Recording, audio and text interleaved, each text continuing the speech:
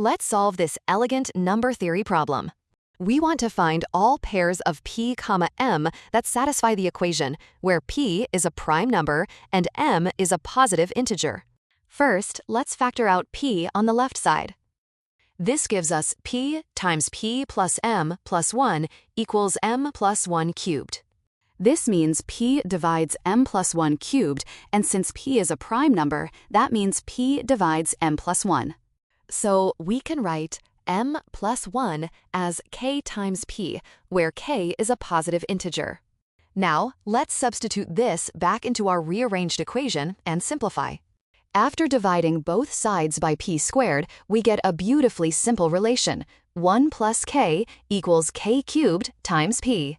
From this equation, we get that k cubed divides k plus 1. Thus, k divides k plus 1, and since k divides k plus 1, k must be equal to 1.